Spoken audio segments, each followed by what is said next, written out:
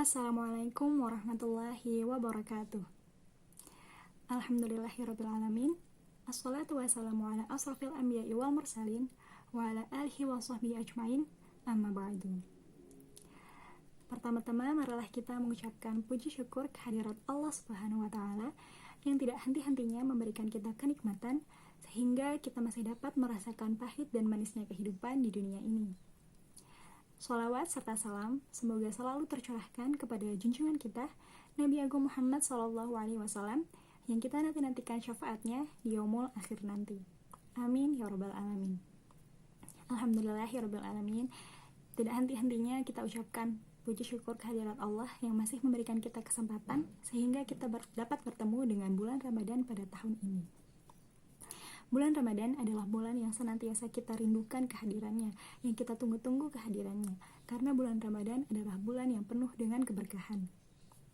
Pada bulan ini kita dapat berlomba-lomba dalam kebaikan dan juga senantiasa memperbaiki diri kita menjadi pribadi yang lebih baik lagi. Bulan Ramadan adalah bulan yang menjadi ladang pahala bagi kita karena banyak sekali pelipat gandaan pahala apabila kita melakukan amal ibadah di bulan Ramadan. Sehingga sangat merugi apabila kita tidak memperbaiki kualitas dan kuantitas amal ibadah kita pada bulan suci Ramadan ini. Meskipun pada tahun ini ada yang sedikit berbeda antara bulan Ramadan tahun ini dengan bulan Ramadan pada tahun sebelumnya. Dimana pada saat ini biasanya bulan Ramadan selalu disambut dengan adanya budaya-budaya seperti budaya padusan, budaya nyadran, ataupun budaya ziarah. Namun pada tahun ini hal tersebut harus ditiadakan karena adanya imbauan untuk melakukan social distancing dan physical distancing karena adanya pandemi COVID-19. Kemudian juga banyak sekali hal-hal yang dilakukan di bulan Ramadan yang biasanya identik setiap tahunnya, namun tahun ini tidak dapat dilakukan, seperti adanya buka bersama dan juga perkumpulan keluarga dan dengan teman-teman yang lama. Tahun ini kita tidak dapat melaksanakan itu karena adanya himbauan untuk tetap berada di rumah dan mengurangi perkumpulan-perkumpulan yang tidak bersifat penting. Namun hal itu seharusnya tidak menjadikan alasan kita untuk tidak bersemangat dalam menjalani ibadah pada bulan Ramadan tahun ini. Hal tersebut harusnya tetap menjadi penyemangat bagi kita untuk menjalani ibadah puasa di bulan Ramadan tahun ini dengan sebaik-baiknya hingga mencapai keberkahan yang kita inginkan. Semoga pandemi ini juga segera berakhir sehingga kehidupan kita bisa kembali seperti semula lagi ya. Dalam kesempatan kali ini saya akan menyampaikan 3 hikmah yang dapat kita ambil dari adanya pandemi COVID-19 ini.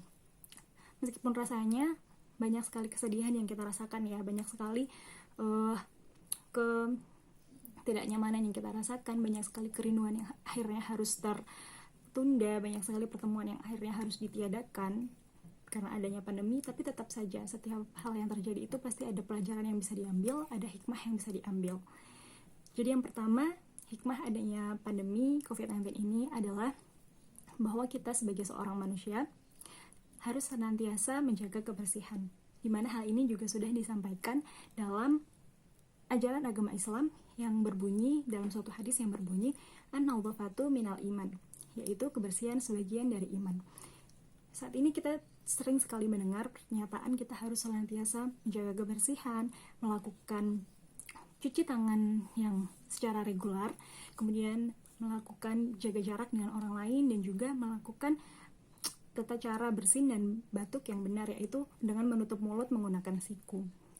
Namun hal ini sesungguhnya sudah diajarkan di agama Islam, yaitu untuk menjaga kebersihan karena menjaga kebersihan itu adalah sebagian dari iman. Sehingga hal ini sebenarnya itu merupakan perbandingan lurus gitu antara ajaran dari agama Islam dan juga ajaran yang diajarkan di ilmu di dunia ini gitu.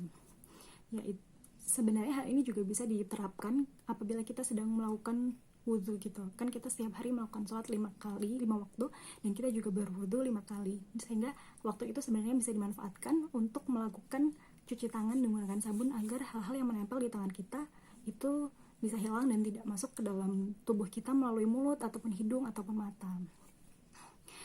Sehingga sebenarnya hal ini juga sudah diajarkan dalam agama Islam gitu ya. Kemudian selanjutnya hikmah yang kedua adalah adanya kenyataan bahwa kita itu merupakan makhluk yang lemah gitu ya. Maksudnya begini, kita sebagai manusia kan kadang kita sadar bahwa banyak sekali makhluk-makhluk di dunia ini yang akhirnya merasakan kerugian karena kesombongan dan juga kerakusan manusia. Banyak sekali habitat-habitat hewan dan habitat-habitat tumbuhan di luar sana yang dirusak oleh manusia demi keuntungan manusia, seperti dijadikan perumahan, dijadikan perkebunan sawit yang sepertinya itu tuh hanya merugikan kalangan manusia, dan bahkan tidak semua kalangan juga. Ada juga manusia yang terugikan dengan adanya pembukaan lahan seperti itu. Sehingga padahal sebenarnya manusia itu adalah makhluk yang sangat lemah. Manusia bisa dikalahkan hanya dengan sebuah virus yang bahkan tidak terlihat bentuknya, bahkan tidak kasat mata, namun virus tersebut bisa merusak paru-paru kita dan akhirnya membuat meninggal manusia begitu. Sebenarnya manusia itu selemah itu, namun kita sangat sombong karena dengan akal kita merasa kita mampu menguasai dunia. Dengan adanya pandemi ini, hikmah yang bisa diambil adalah kita harus merasa sadar bahwa kita itu melemah, bahwa kita itu Allah itu mampu menegur kita dengan hal yang kecil, dengan hal sekecil virus, dan kemudian bisa menghancurkan kita begitu saja. Makanya sebenarnya tidak ada untungnya kita menjadi manusia yang angkuh, menjadi manusia yang rakus dengan segala hal yang ada di dunia ini. Kemudian yang terakhir adalah bahwa manusia itu harus senantiasa saling tolong menolong dengan sesama. Dengan adanya pandemi ini, banyak sekali kerugian yang dirasakan oleh masyarakat baik di Indonesia maupun di seluruh dunia ya. Semuanya terdampak, baik itu di sektor pendidikan, di sektor usaha, di sektor perekonomian, di sektor apapun. Banyak sekali pengusaha-pengusaha, baik yang pengusaha besar ataupun kecil, yang kehilangan pembelinya. Akhirnya banyak orang yang kehilangan mata pencahariannya dan kemudian kehilangan sumber pendapatannya, sehingga tidak bisa menghidupi keluarganya lagi. Nah, pada saat ini bisa menjadikan pengikat kita bahwa kita tuh senantiasa membutuhkan uluran tangan orang lain, bahwa kita tuh masih butuh hidup bersama orang lain. Kita tuh merupakan makhluk sosial yang harus senantiasa tolong menolong dan berpegangan tangan. Seperti kita tahu juga banyak sekali pihak yang membuka donasi-donasi, dan itu sampai mencapai 11 miliar, 8 miliar, dimana itu merupakan angka yang fantastis yang menunjukkan bahwa sebenarnya manusia itu masih memiliki simpati kepada manusia yang lain. Dan sebenarnya kita itu bisa melewati ini semua apabila kita mau bekerja sama, apabila kita mau berpegangan tangan, apabila kita mau saling tolong menolong. Sekiranya mungkin itu saja yang bisa saya sampaikan. Harapan saya semoga kita semua selalu mengindahkan adanya aturan untuk senantiasa tetap di rumah, social distancing, physical distancing, dan juga melaksanakan protokol kesehatan yang sudah disarankan oleh pemerintah. Semoga kita semua mengindahkan aturan tersebut dan pandemi ini segera berakhir dan kita dapat kembali hidup sebagaimana kehidupan kita normal yang sebelum ada pandemi. Sekiranya cukup dari saya. Apabila ada manfaat yang bisa diambil, itu datangnya dari Allah Subhanahu wa taala, dan apabila banyak kesalahan, saya mohon maaf yang sebesar-besarnya. Wabillahi taufiq wal hidayah. Wassalamualaikum warahmatullahi wabarakatuh.